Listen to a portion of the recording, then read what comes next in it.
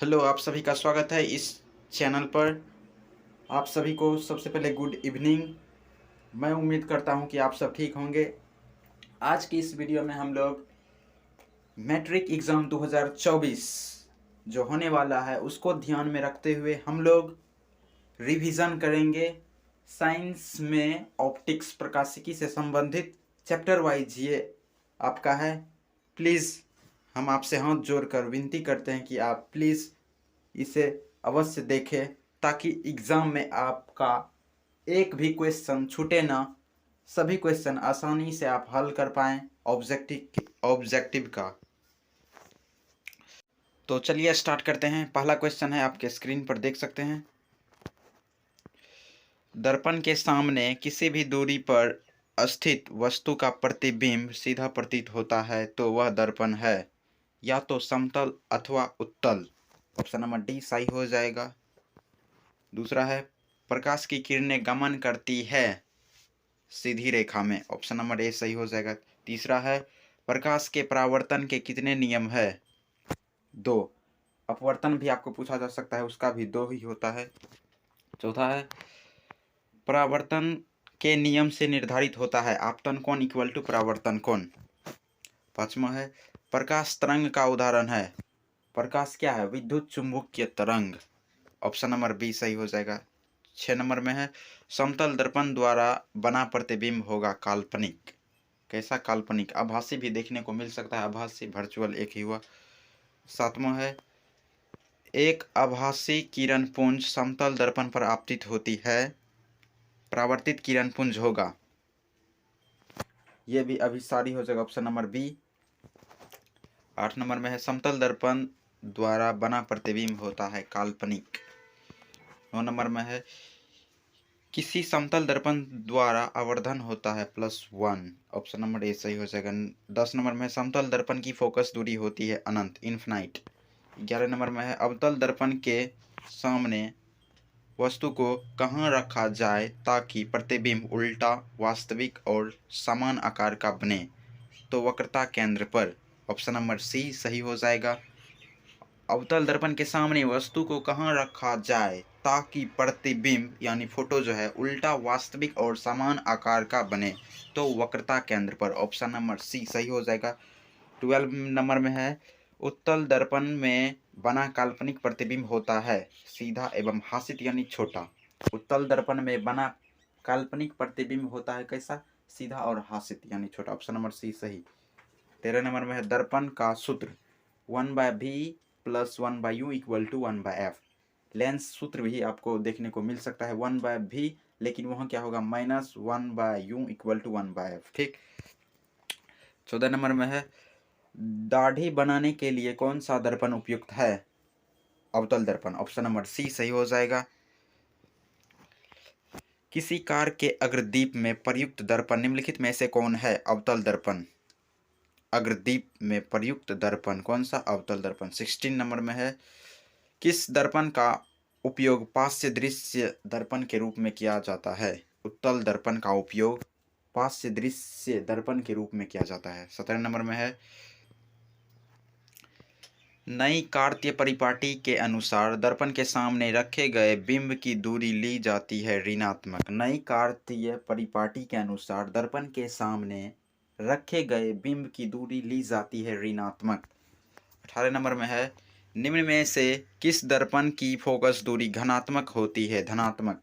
उत्तल दर्पण की जो फोकस दूरी होती है वो धनात्मक होती है और अवतल दर्पण की फोकस दूरी ऋणात्मक। आगे मिलेगा देखने को।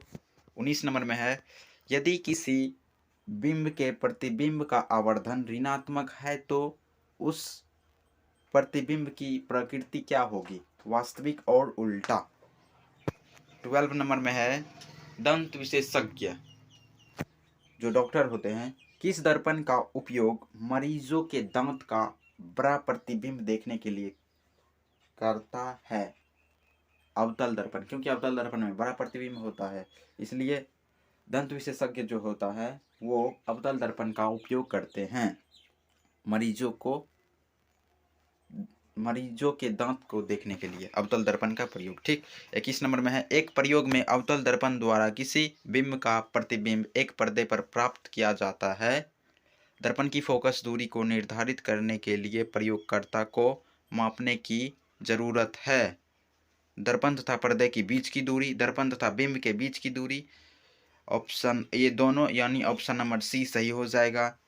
एक प्रयोग में अवतल दर्पण द्वारा किसी बिंब का प्रतिबिंब एक पर्दे पर प्राप्त किया जाता है। दर्पण की फोकस दूरी को निर्धारित करने के लिए प्रयोगकर्ता को मापने की जरूरत है। दर्पण तथा पर्दे के बीच की दूरी, दर्पण तथा बिंब के बीच की दूरी, तो ऑप्शन नंबर सी राइट हो जाएगा। 22 नंबर में है, गोल्य दर्पण परावर्तक पृष्ठ की वृत्ताकार सीमा रेखा का व्यास कहलाता है। गोल्य दर्पण का द्वारक, एक बार फिर से इंपॉर्टेंट हो सकते हैं ये क्वेश्चन। गोल्य दर्पण परावर्तक पृष्ठ की वृत्ताकार सीमा रेखा का व्यास कहलाता है गोल्य दर्पण का द्वारक।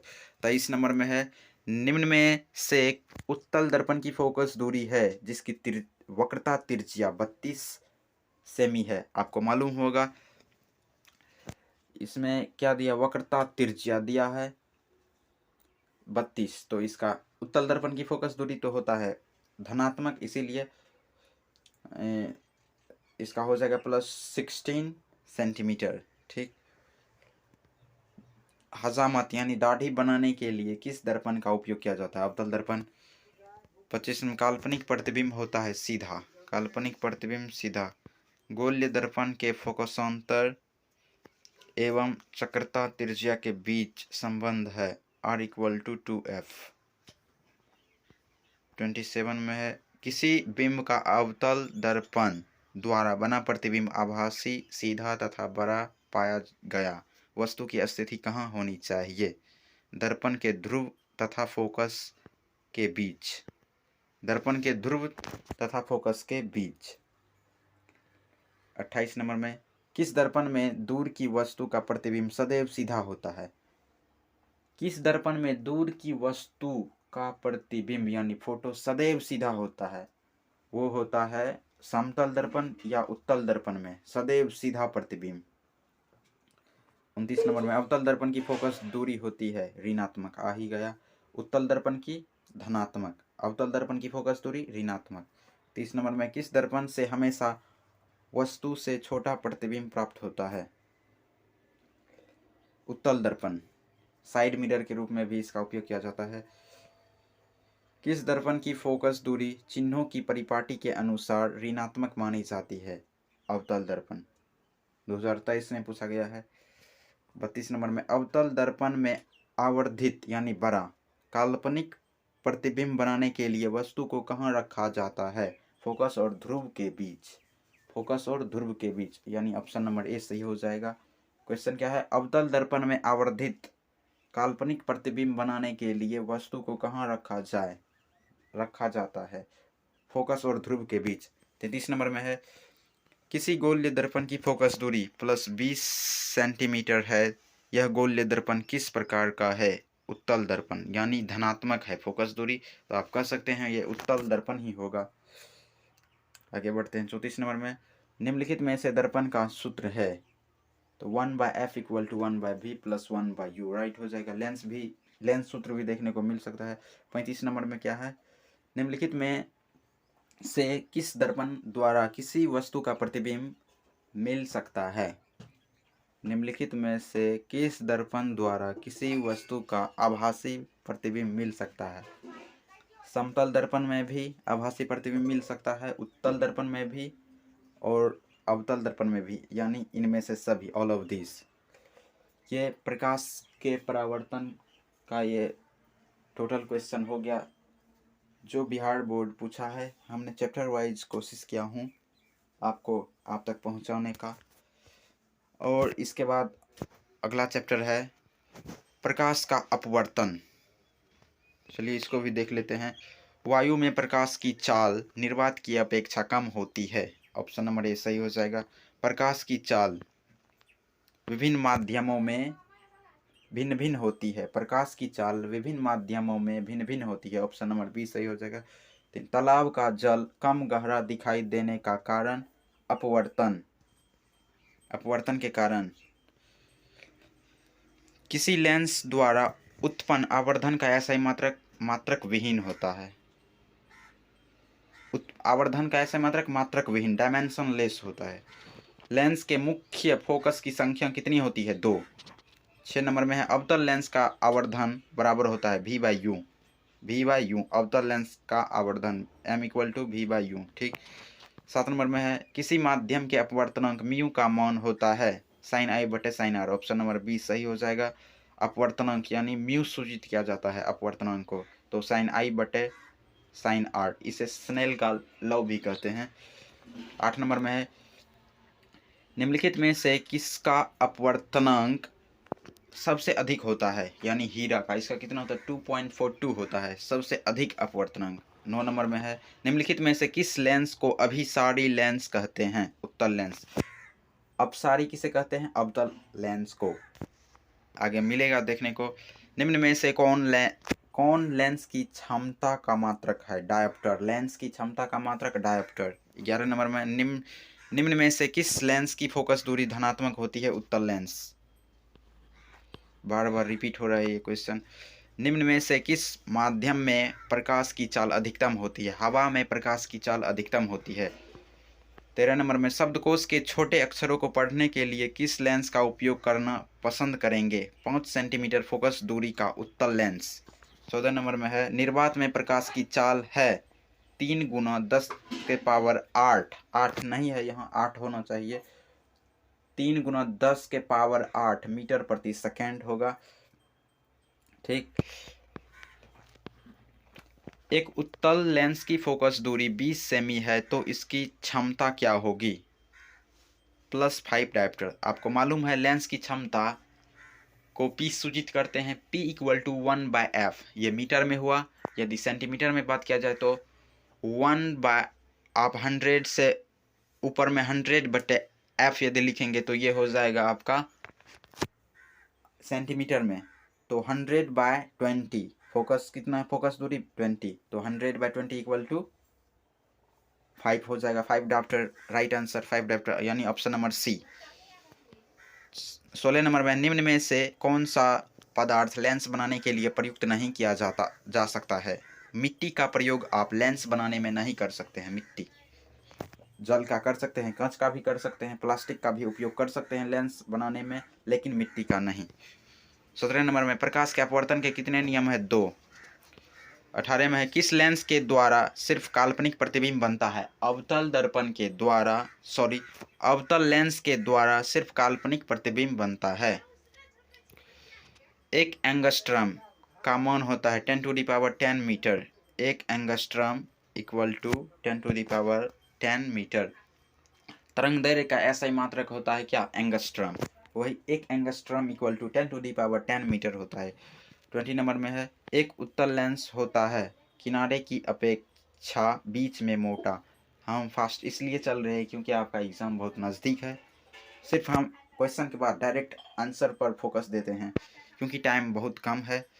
तो इसका क्या होगा? एक उत्तल लेंस होता है किनारे की अपेक्षा बीच में मोटा। 21 नंबर में किसी बिंब का वास्तविक प्रतिबिंब समान आकार का प्राप्त करने हेतु बिंब को उत्तल लेंस के सामने कहाँ रखा जाए? वक्रता केंद्र पर। किसी बिंब यानी एक तरह वस्तु का वास्तविक, बिंब यानी वस्तु, किसी बिंब का वास्तविक प्रतिबिंब समान आकार का प्राप्त करने हेतु बिंब को उत्तल लेंस के सामने कहाँ रखा जाता है? वक्रता केंद्र पर। ऑप्शन नंबर बी सही हो जाएगा।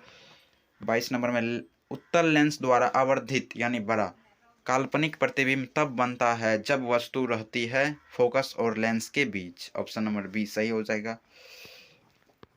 23 नंबर में निम्नलिखित में से किसी वस्तु का वास्तविक प्रतिबिंब कौन बना सकता है? उत्तल लेंस। किसी वस्तु का वास्तविक प्रतिबिंब कौन बना सकता है? उत्तल लेंस। ठीक।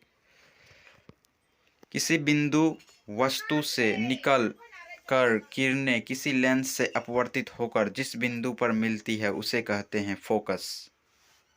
क्या कहते हैं? फोकस। फोटोग्राफी कैमरे का अभिदृश्यक होता है उत्तल लेंस। फोटोग्राफी कैमरे का अभिदृश्यक होता है उत्तल लेंस।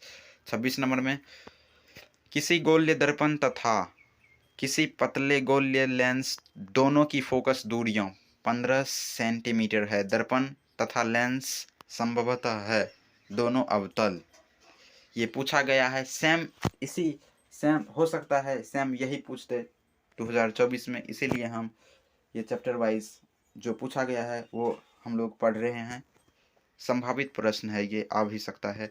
27 नंबर में प्रकाश का चाल न्यूनतम होता है कांच में। प्रकाश का चाल न्यूनतम होता है कांच में। 28 नंबर में एक पारदर्शी गोलीय कवच की बाहरी त्रिज्या 20 सेंटीमीटर है तथा भीतरी त्रिज्या 19.8 सेंटीमीटर है।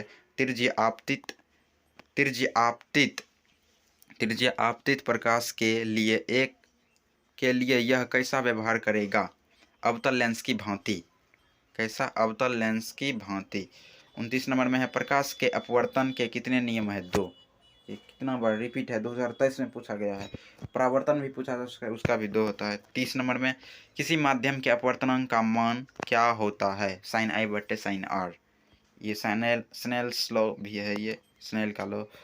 लेंस की क्षमता कैसे मात्रक? इसका डायप्टर होता है। लेंस की क्षमता कैसे मात्रक? डायप्टर।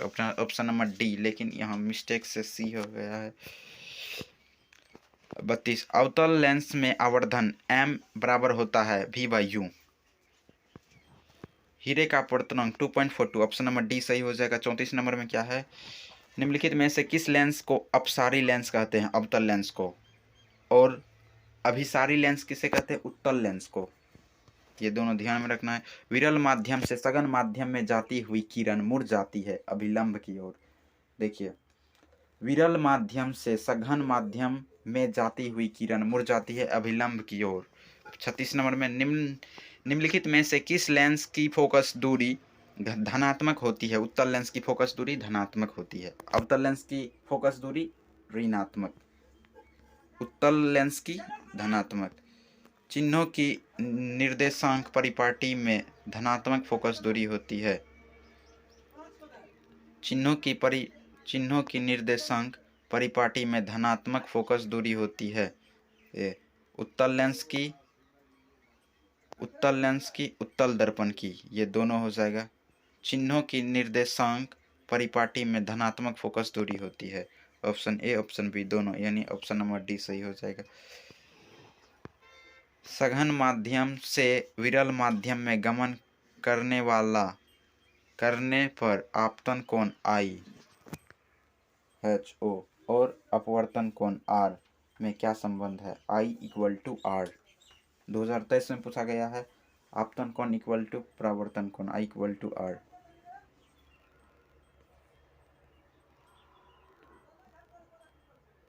निर्देशांक चिन्ह परिपाटी में सभी दूरियां मानी जाती है, सभी दूरियां मापी जाती है ध्रुव से। मिलते हैं अगले वीडियो में और भी क्वेश्चन के साथ। यदि आपको ये वीडियो अच्छा लगे तो प्लीज़ चैनल को सब्सक्राइब करें। आगे हम मिलते हैं तीसरे अध्याय के साथ, जिसका नाम है, देख सकते हैं, मानव नेत्र तथा रंग बिरंगा संसार।